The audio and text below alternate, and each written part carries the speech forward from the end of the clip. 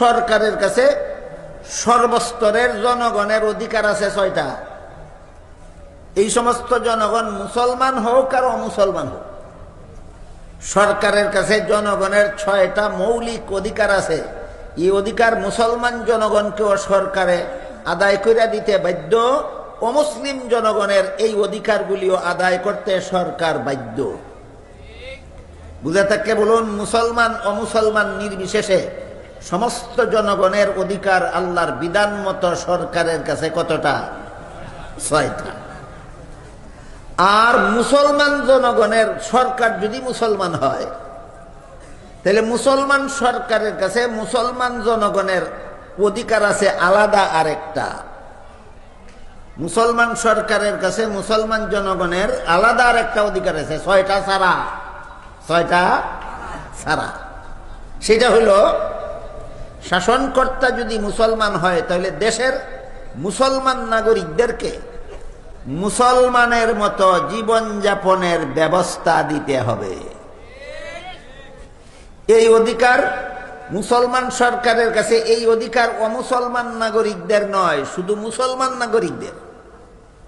যেই দেশের সরকারও মুসলমান, এই সরকারের কাছে দেশের সমস্ত মুসলমান নাগরিকের স্পেশাল একটা অধিকার আছে, সেটা হলো মুসলমানের মতো জীবনযাপনের ব্যবস্থা দিতে হবে।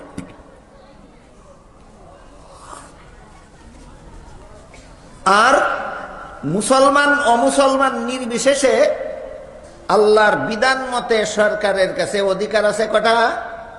6টা। গত বছর বলেছি। 1 নম্বর অধিকার হলো সমস্ত জনগণের খাদ্য পাওয়ার ব্যবস্থা করা। দেশের কোনো জনগণ যেন উপবাস থাকতে না হয়, সেই ব্যবস্থা করা সরকারের দায়িত্ব। ব্যবস্থাটা পাওয়া সরকারের কাছে সমস্ত জনগণের অধিকার। শুধু মুসলমান জনগণের না, সমস্ত জনগণের? সমস্ত জনগণের অধিকার। 1 নম্বরে খাদ্য, 2 নম্বরে বস্ত্র, 3 নম্বরে শিক্ষা, 4 নম্বরে স্বাস্থ্য, 5 নম্বরে বাসস্থান, 6 নম্বরে নিরাপত্তা। এই 6টা। এই 6টার ব্যাখ্যার আলোচনা চলতেছিল গত বছর। খাদ্য সম্পর্কে আলোচনা হয়েছে, গত বছর আলোচনা হয়েছে। বস্ত্র সম্পর্কেও গত বছর আলোচনা হয়েছে। সরকারের কাছে জনগণের 3 নম্বর অধিকার শিক্ষা ব্যবস্থা প্রদান করা। এই বিষয়ের উপর গত বছর আলোচনা চলমান ছিল। সরকারের কাছে জনগণের 6 অধিকারের মধ্যে 3 নম্বর অধিকারের আলোচনা গত বছর চলমান ছিল। সেখানে বলা হয়েছে শিক্ষা 2 রকমের আছে, একটা জাগতিক শিক্ষা আর একটা ইসলামী শিক্ষা। শিক্ষা কত রকম? 2 রকম, একটা জাগতিক শিক্ষা আর একটা ইসলামী শিক্ষা। জাগতিক শিক্ষা ব্যবস্থা চালু করাও দেশের মধ্যে সরকারের দায়িত্ব। জাগতিক শিক্ষা যত ধরনের আছে, যত বিভাগের আছে, সবটুকু চালু করা এবং জনগণকে সুশিক্ষিত রূপে গড়ে তোলা, এটাও সরকারের কাছে জনগণের প্রাপ্য, জনগণের অধিকার। কেন জাগতিক শিক্ষা চালু করা দেশে যে জনগণের প্রাপ্য, কেন মুসলমান অমুসলমান নির্বিশেষে সরকারের কাছে এটা প্রাপ্য, কেন এটা সরকারের দায়িত্ব, কেন তার কারণটা কি বোঝার জন্য সামান্য একটু উদাহরণ দিচ্ছি, শুনুন। ধরেন বাংলাদেশ সরকার যদি একটা মেডিকেল কলেজও প্রতিষ্ঠা না করত, বাংলাদেশ সরকার যদি বর্তমান যত মেডিকেল কলেজ প্রতিষ্ঠিত আছে সবগুলি যদি একসাথে বন্ধ করে দেয়, তাহলে ভবিষ্যতে দেশে আর ডাক্তার উৎপাদন হবে না। যখন মেডিকেল কলেজের অভাবে ডাক্তার উৎপাদন বন্ধ হয়ে যাবে, তখন রোগীরা যাবে কোথায়? চিকিৎসার অভাবে মরণ ছাড়া রোগীর কোনো উপায় থাকবে না। বুঝে থাকতে বলুন তো, মেডিকেল কলেজের শিক্ষাটা ইসলামী শিক্ষা না জাগতিক শিক্ষা? বেদরকারি না অত্যন্ত দরকারি? এই কথাটা আজকাল অনেকে বুঝে না। জাগতিক শিক্ষাও যে মুসলমানদের জন্য অত্যন্ত দরকারি। বরং প্রত্যেকটা জাগতিক শিক্ষার একটা নির্ধারিত পরিমাণ আছে। হাদিসের ব্যাখ্যাকারীগণ হাদিসের ব্যাখ্যা গ্রন্থে লিখেছেন, জাগতিক শিক্ষার যে পরিমাণ অর্জন না হলে মুসলমানের জীবনযাত্রা ব্যাহত হয়, বাধাপ্রাপ্ত হয়, ওই পরিমাণ জাগতিক শিক্ষা ব্যবস্থা চালু করা এবং মুসলমানদের জন্য গ্রহণ করাও ফরজ। তাহলে শুধু ইসলামী শিক্ষা অর্জন করাই ফরজ, না জাগতিক শিক্ষা অর্জন করাও ফরজ? জাগতিক শিক্ষা অর্জন করা ফরজ। সুতরাং দেশের জনগণ মুসলমান হোক অমুসলমান হোক, সকলের জন্য প্রয়োজনীয় জাগতিক শিক্ষা ব্যবস্থা চালু করবে সরকার। এটা সরকারের কাছে জনগণের প্রাপ্য। আর এক প্রকার শিক্ষা হলো ইসলামী শিক্ষা।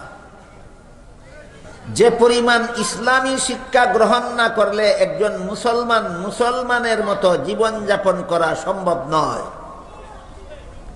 কলেমা কালাম না শিখলে, উযু গোসল না শিখলে, পাক না শিখলে, নামাজ বন্দেগী না শিখলে, বলেন মুসলমানের মতো জীবনযাপন করতে পারবে? এই পরিমাণ ইসলামী শিক্ষা সমস্ত জনগণ গ্রহণ করার মতো শিক্ষা ব্যবস্থা চালু করা সরকারের উপর ফরজ, জনগণের অধিকার। জনগণের অধিকার।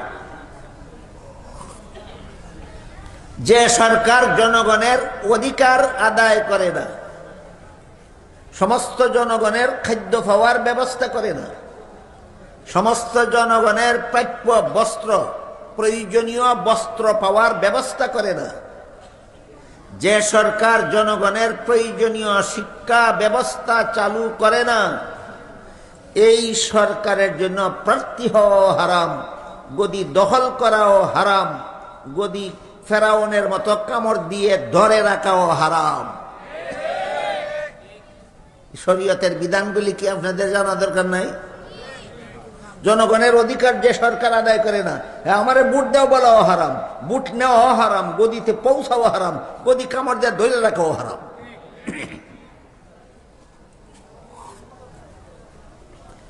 ইসলামী শিক্ষা আলোচনা গত বছর হয়েছে। ইসলামী শিক্ষার প্রধান তিনটা স্তর আছে।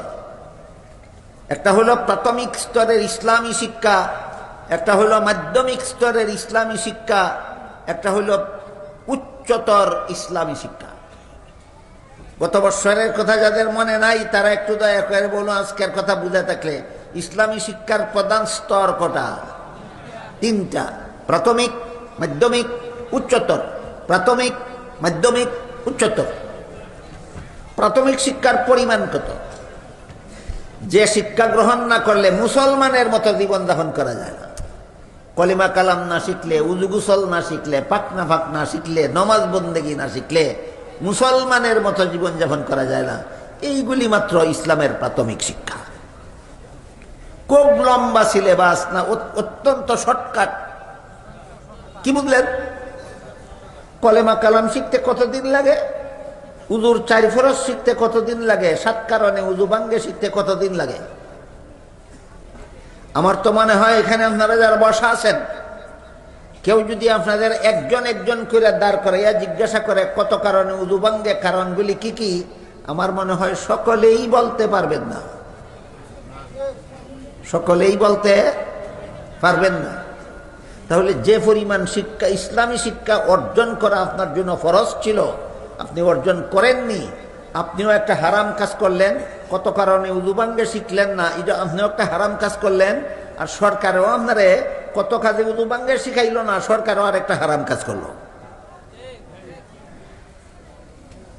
তাফসীর তো শুনবো এই জন্যই, আমার জীবনের কোন কাজ হালাল আর কোন কাজ হারাম সেটা বোঝার জন্য।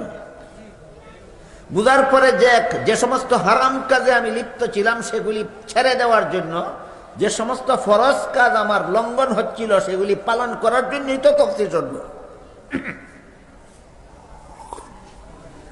এই হইল ইসলামের প্রাথমিক শিক্ষার পরিমাণ। সহি শুদ্ধ কলেমা কালাম শিক্ষা করা, সহি শুদ্ধ উযু গোসল শিক্ষা করা, সহি শুদ্ধ পাক নামাজ শিক্ষা করা এবং সহি শুদ্ধ নামাজ কালাম ইবাদত বন্দেগীরা শিক্ষা করা। মনোযোগে ধারাবাহিকভাবে এইগুলি শিখতে থাকলে বেশি থেকে বেশি 1 বৎসর সময় লাগে। বেশির থেকে বেশি ইসলামের প্রাথমিক শিক্ষা অর্জন করতে একটা মুসলমানের সন্তানের কতদিন লাগে? বেশির থেকে বেশি 1 বছর লাগে। এই পরিমাণ শিক্ষা ব্যবস্থা চালু করার দেশের সমস্ত মুসলমানের সন্তানেরা যেন এইগুলি শিখতে পারে, এই ব্যবস্থা চালু করা সরকার মুসলমান হয়ে থাকলে সরকারের উপর ফরজ।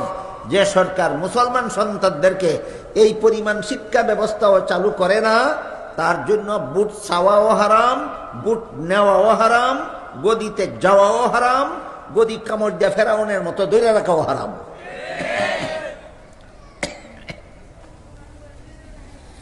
গেল প্রাথমিক শিক্ষার পরিমাণ কত। এবার ইসলামের মাধ্যমিক শিক্ষার পরিমাণ কত। যে পরিমাণ ইসলামী শিক্ষা গ্রহণ করলে মাদ্রাসার পাঠ্য কিতাবগুলি পড়াবার যোগ্যতা অর্জন হয়, মাদ্রাসার পাঠ্য কিতাবগুলি পড়াবার যোগ্যতা অর্জন হয় যে পরিমাণে ইসলামী শিক্ষা গ্রহণ করলে, তো ইসলামী শিক্ষার মাধ্যমিক স্তর, ইসলামী শিক্ষার মাধ্যমিক স্তর, এই পরিমাণ মেধা শক্তি সব মুসলমানের মাথায় থাকে না। মাদ্রাসার সব কিতাব পড়াইবার মতো যোগ্যতা অর্জন করার মেধা শক্তি সব মুসলমানের মাথায় থাকে না। সব মুসলমানের এগুলি অর্জন করার সময়ও থাকে না, সুযোগও থাকে না, যোগ্যতাও থাকে না। এই জন্য ইসলামের মাধ্যমিক শিক্ষা অর্জন করা সমস্ত মুসলমানদের জন্য ফরজ নয়। যারা বুঝে, যারা সময় আছে, যারা সুযোগ আছে, তাদের জন্য ফরজ। কথা বুঝে থাকলে বলেন তো, ইসলামের মাধ্যমিক শিক্ষা অর্জন করা কি সব মুসলমানের জন্য ফরজ? কিছু মুসলমানের জন্য ফরজ। আর ইসলামের উচ্চতর শিক্ষার পরিমাণ হলো যে পরিমাণ ইসলামী শিক্ষায় শিক্ষিত হলে মানব জীবনের সব সমস্যার সমাধান কোরআন হাদিসের আলোকে দেওয়ার যোগ্যতা অর্জন হয়। যে পরিমাণ ইসলামী শিক্ষায় শিক্ষিত হইলে মানব জীবনের সব সমস্যার সমাধান কোরআন হাদিসের আলোকে প্রদান করার যোগ্যতা অর্জন হয়, এটা ইসলামের উচ্চতর শিক্ষা। এটার যোগ্যতা আরো কম মুসলমানের মাথায় থাকে। উচ্চতর শিক্ষা অর্জন করার যোগ্যতা অতি অল্প সংখ্যক মুসলমানের মাথায় থাকে। মাধ্যমিক শিক্ষা অর্জন করার যোগ্যতা কিছু বেশি মুসলমানের মাথায় থাকে। প্রাথমিক শিক্ষা অর্জন করার যোগ্যতা আল্লাহ সমস্ত মুসলমানদের মাথায় দিয়া থাকেন। এই জন্য শরীয়তের বিধান মতে ইসলামের মাধ্যমিক শিক্ষা অর্জন করাও সব মুসলমানের উপর ফরজ নয়, ইসলামের উচ্চতর শিক্ষা অর্জন করাও সব মুসলমানের জন্য ফরজ নয়, কিন্তু ইসলামের প্রাথমিক শিক্ষা অর্জন করা সমস্ত মুসলমান নারী পুরুষের জন্য ফরজ। এই জন্য হাদিস শরীফে রাসূল করিম সাল্লাল্লাহু আলাইহি ওয়াসাল্লাম বলেছেন, তলাবুল ইলমি ফারিদাতুন আলা কুল্লি মুসলিম। এই ইসলামের প্রাথমিক শিক্ষা সম্পর্কে রাসূল কথাটা বলেছেন, এর মর্ম হলো ইসলামের প্রাথমিক শিক্ষা অর্জন করা সমস্ত মুসলমান ছেলেমেয়ের জন্য ফরজ। এই প্রাথমিক শিক্ষা ব্যবস্থা সকল মুসলমান নাগরিকের জন্য সার্বজনীন শিক্ষা ব্যবস্থা প্রদান করা মুসলমান সরকারের দায়িত্ব। সার্বজনীন প্রাথমিক ইসলামী শিক্ষা ব্যবস্থা পাওয়া মুসলমান সরকারের কাছে জনগণের অধিকার। সরকারের কাছে মুসলমান জনগণের অধিকার। প্রত্যেকটা মুসলমানের ছেলে মেয়ে যেন ইসলামের প্রাথমিক শিক্ষায় শিক্ষিত হতে পারে এমন একটা শিক্ষা ব্যবস্থা দেশে চালু করা সরকারের উপর ফরজ এবং জনগণের অধিকার সরকারের কাছে। এটা হলো ছয় অধিকারের 3 নম্বর। সরকারের কাছে জনগণের সমস্ত জনগণের অধিকার সর্বমোট কটা? 1 নম্বর খাদ্য ব্যবস্থা প্রদান করা সমস্ত জনগণের, 2 নম্বর বস্ত্র ব্যবস্থা প্রদান করা, 3 নম্বর শিক্ষা ব্যবস্থা চালু করা। এটা 3 নম্বর।